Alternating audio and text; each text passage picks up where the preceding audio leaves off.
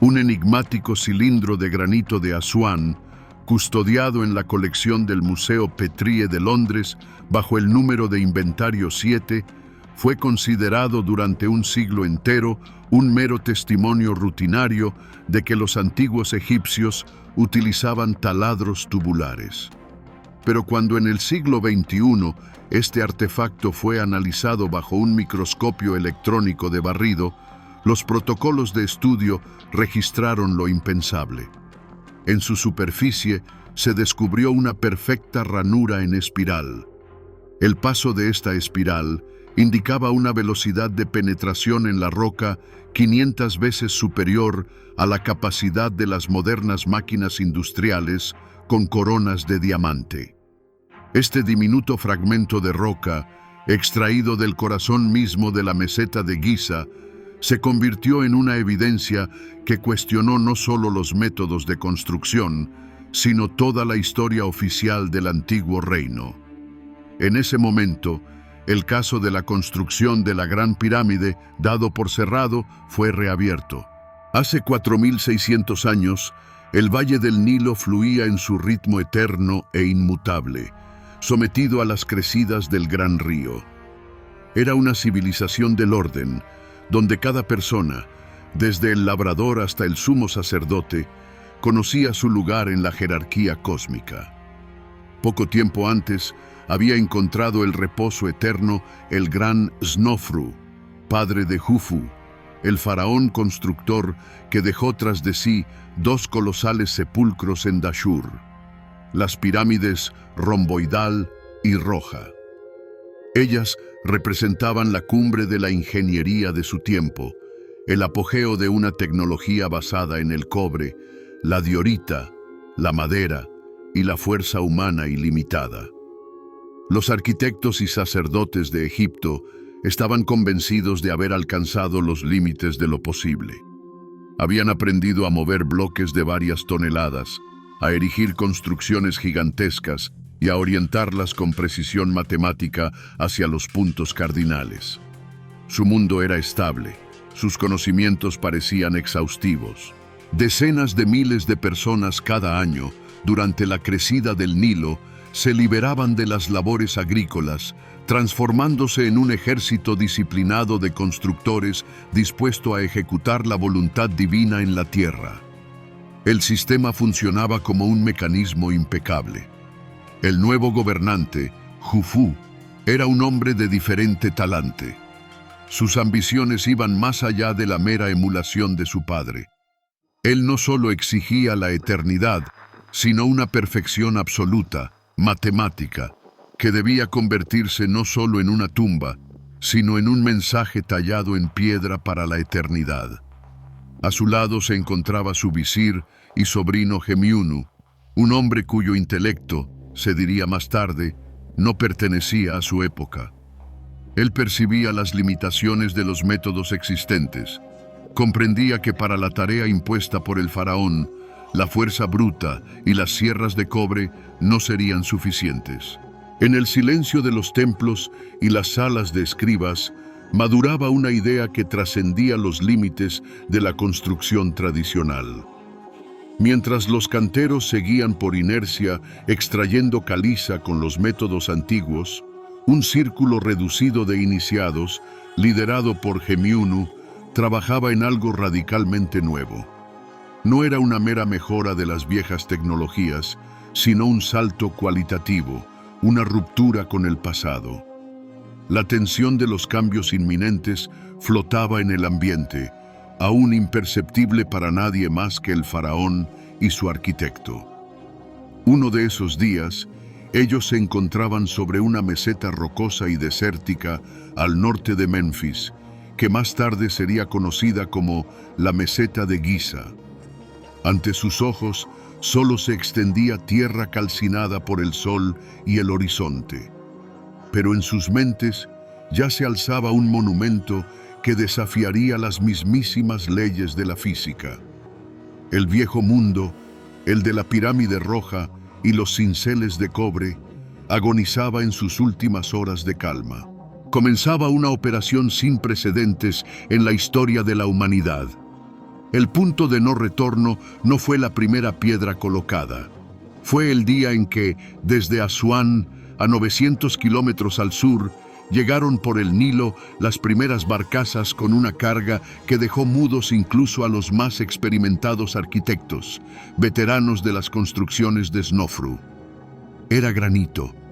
No bloques de caliza comunes, sino monolitos de 70 y 80 toneladas de peso, más duros que el acero, y con los que las herramientas de cobre de su civilización no podían hacer absolutamente nada. Los trajeron para erigir el corazón mismo del futuro monumento, la Cámara del Rey. La tarea impuesta por Gemiunu sonaba a locura.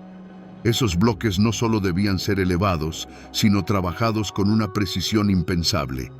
Tallar en ellos vigas perfectas, pulirlos hasta obtener un brillo de espejo y encajarlos unos con otros con holguras por las que no pasaría ni la hoja de un cuchillo.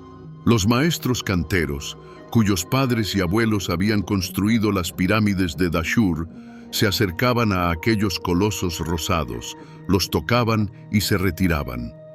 Su veredicto fue unánime: era imposible. Trabajar un solo bloque de esos a mano llevaría siglos. Pero Gemiunu no tenía intención de emplear los métodos tradicionales. En un sector de la meseta, especialmente acordonado y bajo estricta vigilancia, trabajaba un grupo especial de artesanos. No se parecían a los constructores habituales. Operaban en silencio, sin los gritos de los capataces ni el estruendo de miles de martillos. En su lugar, de su taller emanaba un extraño, bajo y vibrante zumbido. Fue a este lugar donde el primer bloque de granito fue transportado sobre rodillos especialmente construidos. La reconstrucción de este momento es clave para toda la investigación. Los testigos, si los hubo, vieron algo inexplicable. No había sierras macizas, ni miles de obreros esparciendo abrasivos. La herramienta que utilizaban los maestros de Gemiunu penetraba el granito como si éste fuera de cera. No cortaba ni trituraba la roca en el sentido tradicional. Hacía que la propia piedra cediera, desintegrándose a lo largo de una línea perfectamente recta. En cuestión de horas, la primera cara del bloque de 80 toneladas estaba trabajada. La superficie era impecablemente lisa, los ángulos perfectamente rectos. Esto se había logrado con una velocidad y calidad que contradecían toda la experiencia acumulada por la civilización egipcia. Entre los constructores comenzaron a surgir las primeras preguntas, que resonarían a través de los milenios. ¿Cómo lo hacen? ¿Qué fuerza han sometido? ¿Es obra de hombres o de dioses? Ese día, en la meseta de Giza, se produjo un cambio tectónico. El proyecto de Khufu dejó de ser simplemente la tumba más grande.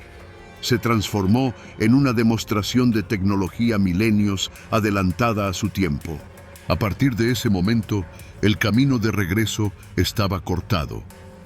Gemiunu había puesto en marcha un mecanismo que ya no podía detenerse. Una nueva era comenzaba, y su primer fruto sería la Gran Pirámide. Las noticias de los trabajos en la meseta de Giza se propagaron por las dos tierras no como informes de construcción, sino como comunicados de un campo de batalla contra la propia naturaleza. Los rumores que llegaban a Memphis, Tebas e incluso a las tribus hostiles de Nubia eran contradictorios y fantásticos. Algunos decían que Khufu había hecho un pacto con dioses oscuros que transformaban la piedra en arcilla. Otros afirmaban que había reunido a millones de esclavos en la construcción, condenados a morir bajo el peso de los bloques de granito. Ninguna de las versiones se acercaba a la verdad, pero todas coincidían en una cosa. En la meseta sucedía algo que escapaba a la comprensión humana. La resistencia más feroz provino de donde menos se esperaba, de la casta de arquitectos y sacerdotes, guardianes del saber del antiguo reino. Los ingenieros que habían construido los sepulcros para Snofru presentaron al faraón sus cálculos. Según sus estimaciones, basadas en décadas de práctica, el proyecto de Gemiunu no solo era ambicioso, sino que era físicamente irrealizable. Su dogma, preciso e inquebrantable, sostenía que la elaboración de tal volumen de granito, con los métodos existentes, no llevaría 20 años, sino al menos 2 siglos. Acusaron a Gemiunu de herejía contra las leyes del oficio. El sacerdocio, por su parte, vio en esto un desafío a su autoridad. El extraño zumbido que emanaba de los talleres de Gemiunu generaba habladurías sobre magia prohibida, no vinculada con el panteón oficial. Si el faraón podía dominar la piedra sin sus rituales y bendiciones, eso socavaba las bases de su poder. No intentaron comprender la tecnología, intentaron condenarla como impía, como una transgresión del orden establecido por los dioses. Esta pared de incomprensión, erigida a base de miedo, envidia y dogmatismo, resultó ser la mejor protección para el proyecto. Los enemigos y rivales de Jufu gastaban sus energías en disputas sobre métodos que no se utilizaban y en la lucha contra amenazas que no existían.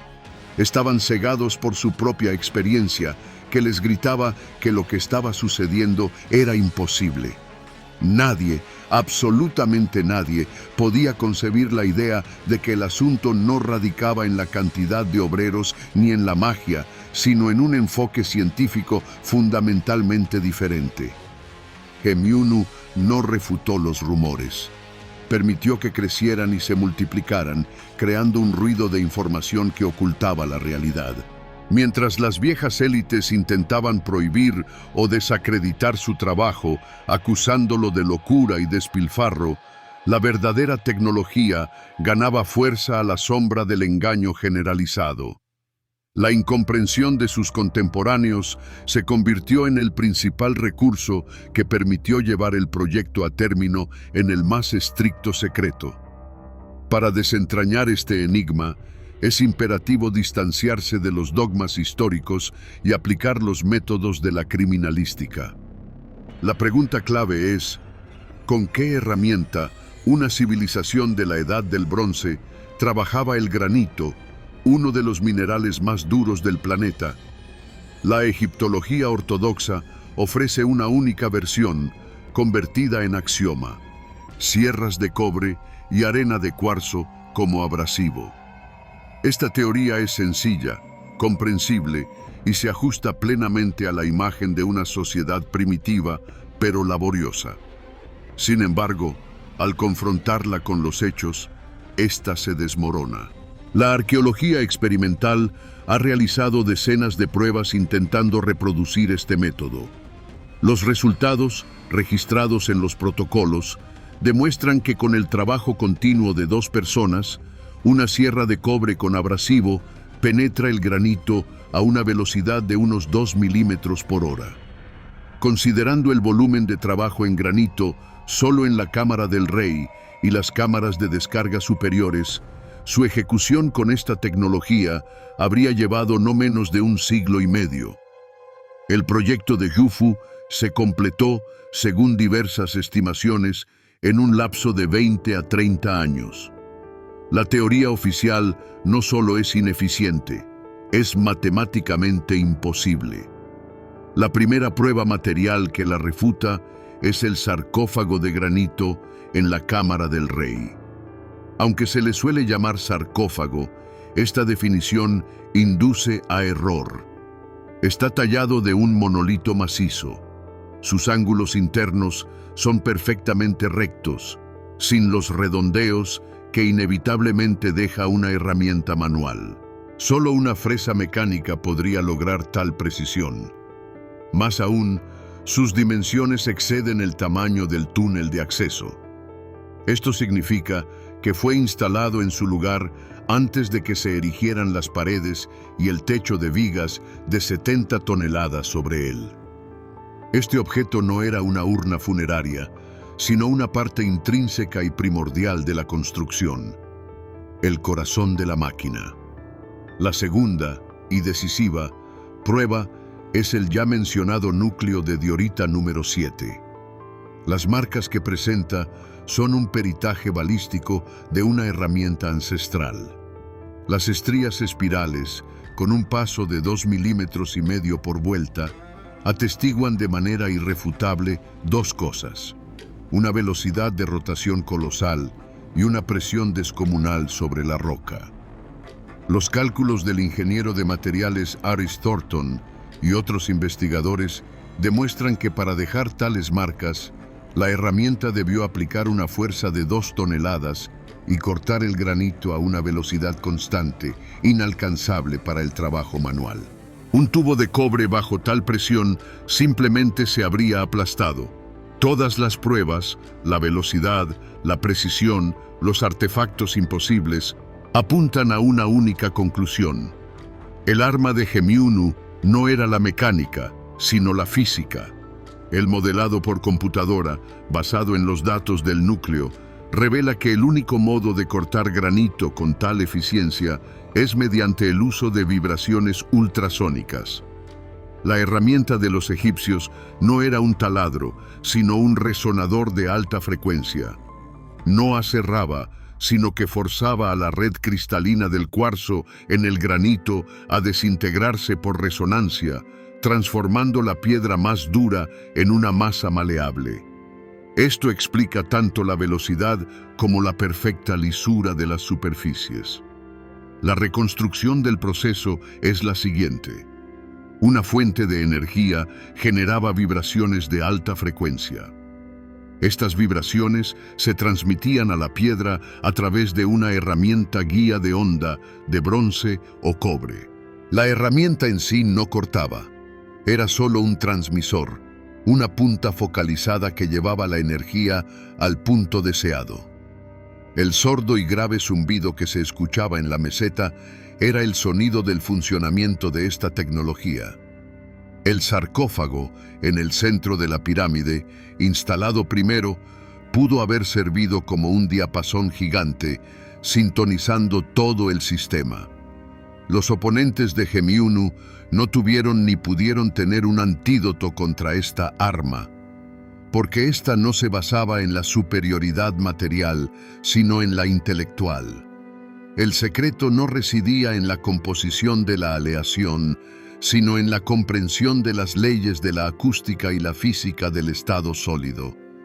Este conocimiento era inaccesible para ser copiado.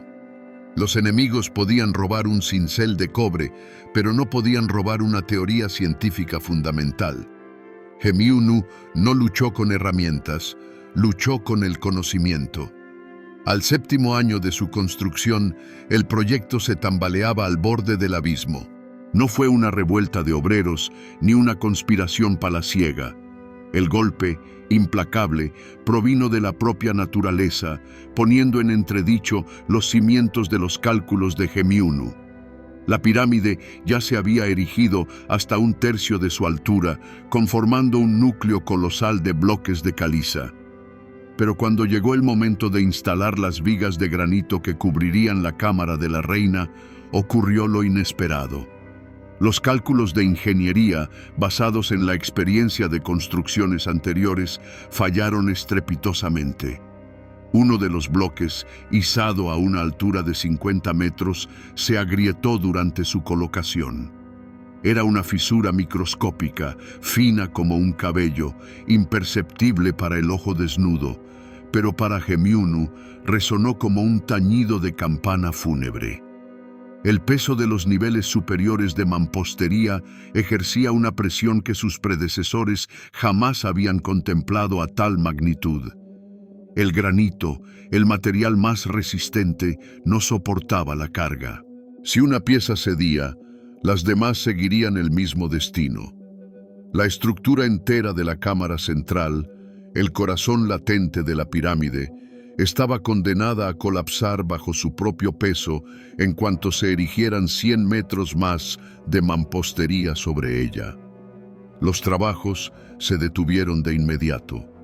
Un silencio ominoso se apoderó de la explanada, roto solo por los lamentos del viento del desierto. La noticia llegó a Memphis como un rayo. Para la vieja guardia de arquitectos y sacerdotes, Aquello fue un triunfo. Sus predicciones se habían cumplido. El hereje, Gemiunu, había sido derrotado. Comparecieron ante el faraón con informes que sentenciaban el fracaso del proyecto, demostrando que las leyes de la naturaleza eran más poderosas que la soberbia del hombre. Exigieron la interrupción inmediata de la construcción, el desmantelamiento de lo ya edificado y el retorno a los métodos probados y seguros, los mismos que había empleado el gran Seneferu. Jufu se hallaba en una encrucijada sin salida. Por un lado, su genial arquitecto, cuyos métodos habían obrado milagros hasta entonces, pero que ahora, al parecer, había conducido el proyecto a un callejón sin salida.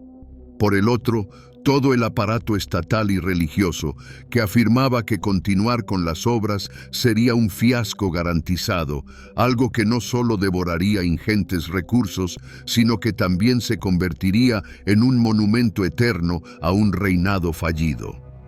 Durante varias semanas, el destino de la Gran Pirámide pendió de un hilo.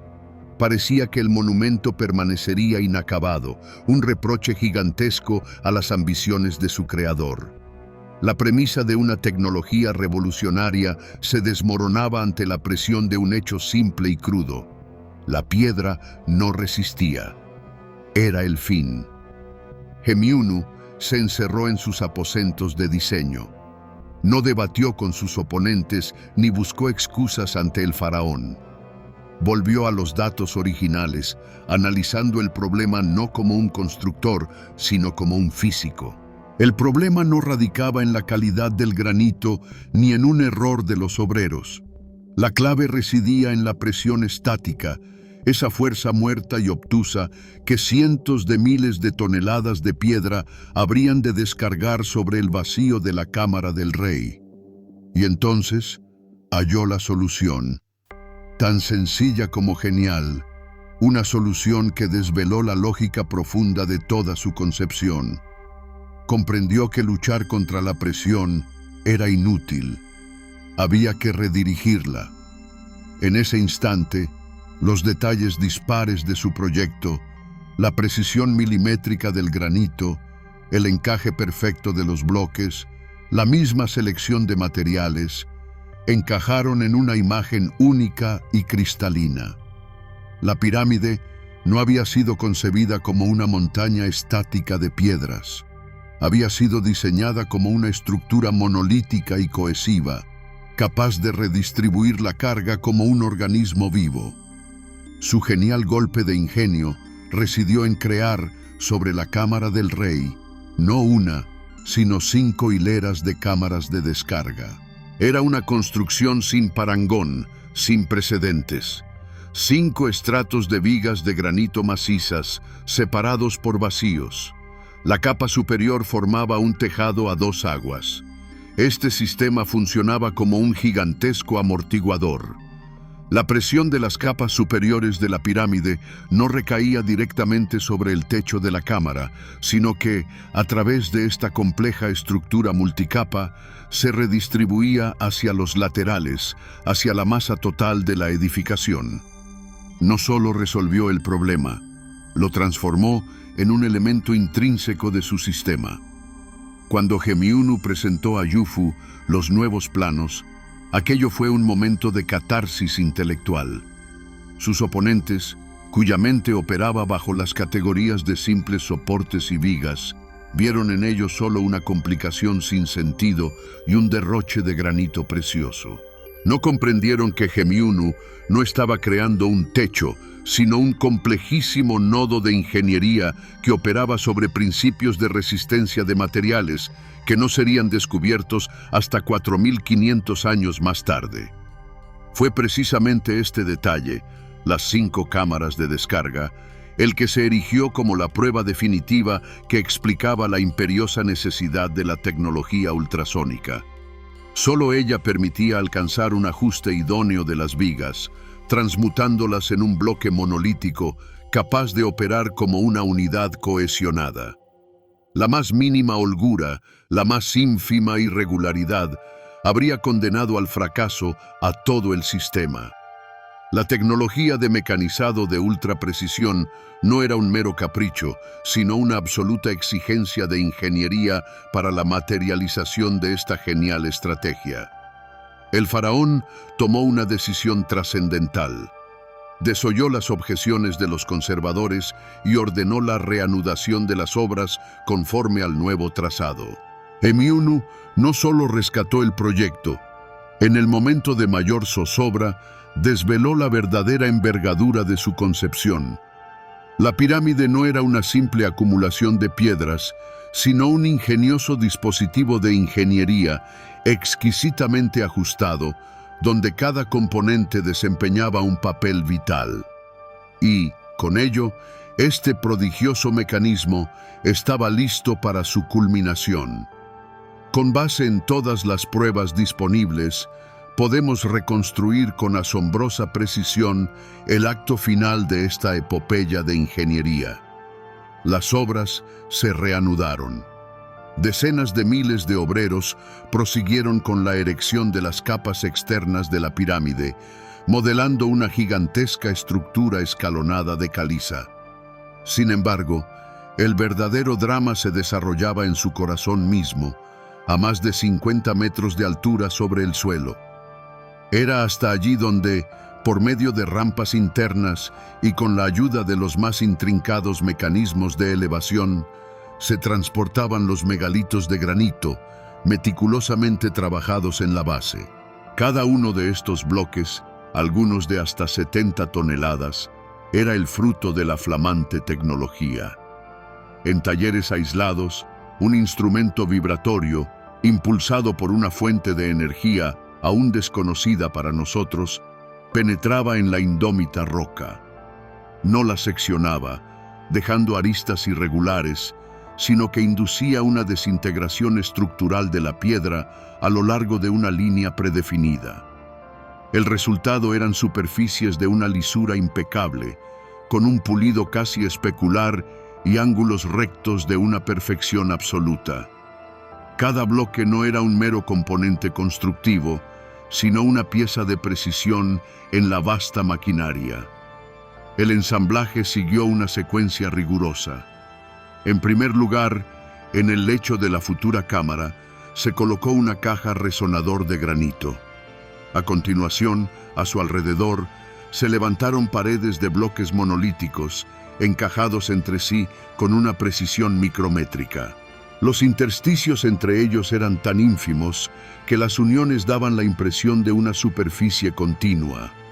Esto no respondía a un capricho estético, sino a una exigencia crucial para la distribución uniforme de la carga.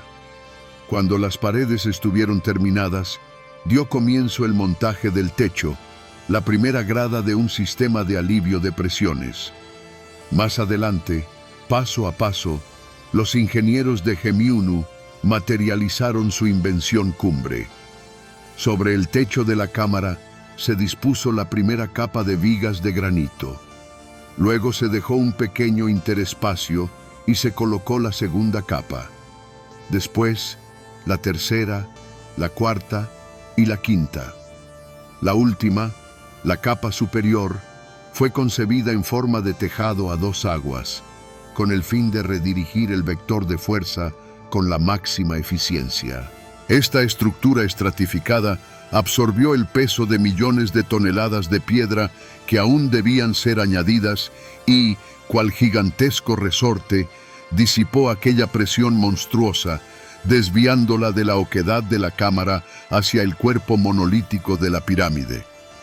Una vez completado este nudo ingenioso, el resto del trabajo se transformó en una cuestión puramente técnica.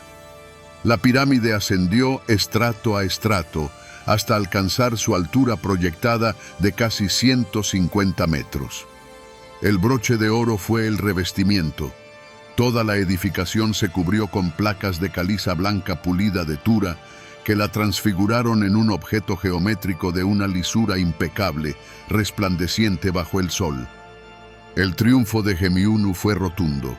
No solo erigió la edificación más imponente del planeta, creó una estructura que desafiaba todas las leyes de construcción conocidas en su era. Aquello no era una tumba en el sentido tradicional. Era una obra maestra de ingeniería, un monumento imperecedero, no tanto al faraón como a la inmensa fuerza del intelecto humano que osó transitar por una senda tecnológica radicalmente diferente. Todas las objeciones y los peros quedaron disueltos. Frente al mundo se alzaba el resultado irrefutable. Cuando el último sillar de revestimiento fue colocado y la gran pirámide se alzó ante el mundo como un ideal geométrico radiante, para la mayoría de los egipcios representó un triunfo del orden divino. Sin embargo, tras el telón de este apogeo se gestaba una silenciosa tragedia. Los primeros vencidos fueron precisamente aquellos arquitectos y sacerdotes cuyas sapiencias habían erigido Egipto durante siglos. Su experiencia, sus cánones inamovibles y sus dogmas arraigados, todo ello fue públicamente humillado y aplastado por el singular proyecto de Gemiunu. No solo erraron, sino que se transformaron en reliquias vivientes, custodios de un saber caduco en un mundo que había dado un salto gigantesco. Su autoridad quedó pulverizada. El propio Gemiunu, el genio que había desafiado las leyes de la física, se enfrentó a las consecuencias de su hallazgo. Su tecnología era demasiado potente, excesivamente compleja y tremendamente desestabilizadora para una sociedad cimentada en una rígida jerarquía. No podía transmitirse por herencia como un oficio de cantero. Requería un conocimiento profundo en un campo del saber que ni siquiera tenía nombre. Este conocimiento generó una cima insalvable entre el reducido círculo de iniciados y el resto del mundo. Era un saber peligroso. Por ello, como postulan algunos investigadores, se tomó una decisión impensable. La tecnología que había edificado el monumento más grandioso de la Tierra debía ser sepultada. Fue el más alto secreto de Estado. Los planos fueron incinerados y los singulares instrumentos, esos resonadores vibratorios, fueron destruidos u ocultados con tal maestría que ni siquiera fueron hallados 4500 años después. El selecto círculo de maestros que poseían el secreto o lo llevó consigo a la tumba o fue forzado a un silencio perpetuo. El saber fue sacrificado en aras de preservar la estabilidad. La victoria de Jufu y Gemiunu se trocó en una victoria pírrica para la civilización egipcia. En lugar de servir como trampolín para una nueva era tecnológica, la Gran Pirámide se convirtió en su apogeo y al mismo tiempo en su lápida. Tras dar un salto prodigioso, el pensamiento ingenieril egipcio retrocedió. Ya los constructores de la pirámide siguiente, la del faraón Jafra, aunque erigieron una construcción de dimensiones comparables, su estructura interna era notablemente más sencilla y la calidad del labrado de la piedra ostensiblemente inferior. Ya no pudieron replicar lo que se había logrado tan solo una generación antes. Así, el magno triunfo en la meseta de Giza ostenta una faz inversa, una vertiente trágica. El precio de crear un monumento eterno e ideal fue la deliberada obliteración de un conocimiento capaz de transformar el mundo. Fue una elección, el orden en lugar del progreso. La pirámide no se alza como símbolo de un desarrollo ininterrumpido, sino como monumento a una irrupción genial, única y aislada, que el sistema se vio forzado a extinguir para subsistir. Y así, volvemos a contemplar aquel discreto cilindro de granito catalogado bajo el número 7. Ahora, ya no es una mera muestra de roca, es la piedra de Rosetta de las tecnologías perdidas. Sus surcos espirales son el mensaje cifrado que nos legó el genio de Gemiunu. Un mudo indicio que permaneció a la vista durante 100 años, hasta que creamos las herramientas capaces de descifrarlo. Ahora, conociendo la historia completa, comprendemos que en este minúsculo fragmento de piedra yace la rúbrica de toda una paradigma científico que creíamos imposible. La Gran Pirámide deja de ser una mera tumba faraónica. Se nos revela como un gigantesco artefacto tecnológico cuyo propósito aún no desvelamos por completo. Un resonador acústico capaz de generar infrasonido, un oscilador armónico sintonizado con las frecuencias de la Tierra, un observatorio astronómico de precisión inigualable. No lo sabemos, pero sí sabemos que se erige como un reproche mudo a nuestra propia autoconfianza, como la prueba irrefutable de que nuestra cronología del progreso técnico no es la única válida. El legado de este acontecimiento es un golpe fundamental a nuestra soberbia. La historia de la construcción de la pirámide nos enseña que las civilizaciones antiguas pudieron haber explorado una senda de conocimiento científico diametralmente opuesta. Quizás no inventaron el motor de vapor o la electricidad, pero pudieron dominar las leyes de las vibraciones, la resonancia y la geología a un nivel que, hasta el día de hoy, nos resulta inescrutable.